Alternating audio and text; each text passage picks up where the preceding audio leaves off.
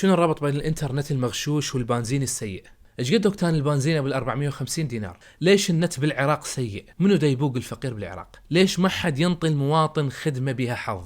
نقول بسم الله. اليوم راح اشرح لكم اكبر ظلم وغلب بالعراق والعالم كله، وركزوا وياي زين حتى لا يغشوك. بالخليج وكل الدول العالم المحترمة تشتري الشيء ينطوك مواصفاته كاملة، إلا بالعراق لا تدري البنزين ايش قد اوكتانه ولا الانترنت ايش قد سرعته. يعني الخليج بالمقارنة يقول لك العادي 88 اوكتانه، والمحسن 91 اوكتانه، والممتاز اوكتانه 95، والسوبر 98، واحتمال ما عندهم عادي اصلا. الانترنت المفتوح بالكويت 50 ميجا بت ب 35 دينار كويتي بالشهر، لا عيني بالسنة يعني تطلع ب170,000، يعني بالشهر قول 15,000. يعني انترنت مفتوح لا جيجات ولا كلاوات. وعندنا اشتراكات النت اللي عندنا محددتها الوزارة والشركات ينطوك ما لا يزيد عن 250 كيلو بايت وأقل في معظم الأحيان. وهاي من موبايلي أنا فاتح سينمانا بدقة 1080، طلعت السرعة 4 ميجا بايت وكسور، يعني توصل لل 40 ميجا بت بكل سهولة. وبالكويت أيضا عندهم اشتراك 100 ميجا بت ب 45 دينار كويتي سنويا، يعني يطلع ب 18,000 بس بالشهر. وترى بالعراق همك وهاي الاسعار والسرعه ال100 ميجا بت، بس وين بالمناطق الطاقه منصور يرموك شارع فلسطين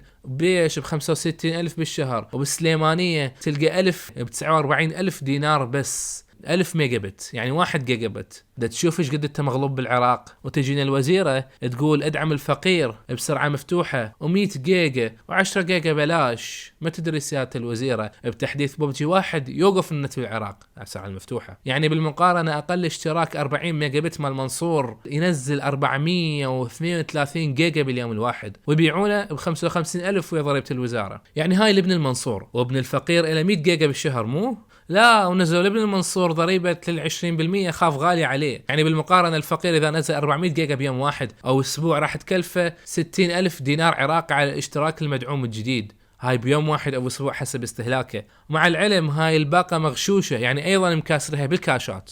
كل هذا حتى الوزارة تربح 5,500 على كل اشتراك من قبل 15,000. يعني طمعانين بفلوس العالم الفقرة. جناب الوزيرة الله بالخير، ترى ملينا بالخدمة البائسة مالتكم والعالم وصلت حدها. ندري بيكم وزارة تمويل ذاتي وعندكم 55,000 موظف أو أكثر، وآلاف الموظفين تجدد من العقود اللي استوكم ثبتوهم وتريدين تدبروا لهم رواتب، بس مو بروس العالم، مو براس المواطن اللي يشتغل ليل نهار حتى يجيب لقمة وأكل وكهرباء والمبيار ب25,000 وإيجار الله على مش قد، وآخر شيء قاعد يرتاح ويقلب بالنت، وأولاده يدرسون عن النت والنت مغشوش بسببكم وما يستفادون منه. ولا براتب البرج اللي يتحمل مشاكل 24 ساعة بطاريات وأجهزة دولار، والدين من العالم، تالي تأخذون 3/4 رزقه بالقرار الجديد. عيني عينك، وهو كل الشغل عليه، الدين عليه، الصيانة عليه، قطوعات عليه، والذبون فوقها الضعف براسه. يعني فوق ما حارمين المواطن من المصدر الراحة الوحيد، وفوقها حاسبين الميجا بت اللي ما تسوى 4 دينار ب 25,000، والذبون الضعف براسه بالبرج. الله أكبر عليكم. عمي ترى المواطن العراقي فقير ويرضى بأقل شيء،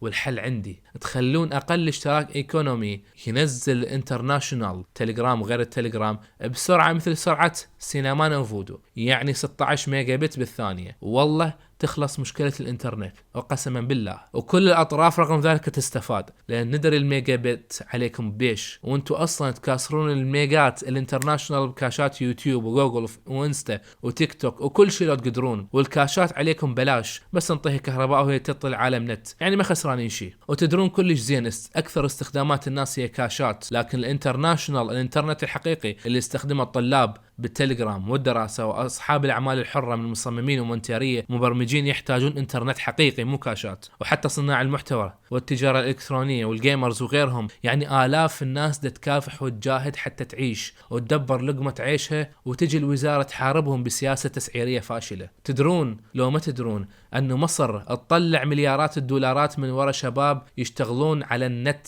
من مصر، وأقل واحد منهم يطلب له 700 دولار بالشهر، لأن الإنترنت عندهم سريع ودعمتهم الدولة مو محاربتهم. وخلي هذا الحكي الفيديو الثاني. وندري كلش زين الخدمات المحلية من سينما فودو وحتى الكاشات توصل بكل سهولة ل 35 و22 ميجا بت، يعني 2 و3 ميجا بايت، لأن الميجا بايت الوحدة تساوي 8 ميجا بت. وهاي من موبايلي أنا فاتح سينمانا بدقة 1080، طلعت السرعة 4 ميجا بايت وكسور، يعني توصل لل 40 ميجا بت بكل سهولة. وسالفة السرعة طفل ثاني ابتدائي يقدر يطلعها من إعدادات التليفون مو من بطون الكتب يا جناب الوزيرة. فبطلوا هاي الأساليب، عيب عليكم، ترى الناس مو قشامر، والإنسان العراقي عزيز النفس، لا تهمه الفلوس، العراقي يدور جودة ويستاهل الجودة، والجودة تبدي من وزارة الاتصالات، لأن الوزارة خدمية هدفها تخدم المواطن، مو تطلع فلوس للموظفين. فرجاء انطونا انترنت حقيقي بسرعة الكاشات وبسرعة فودو، وكافي غش المواطن العراقي، لأن العراقي يستاهل أحسن خدمة، إلا إذا أنتم تشوفون غير شيء. والسلام عليكم.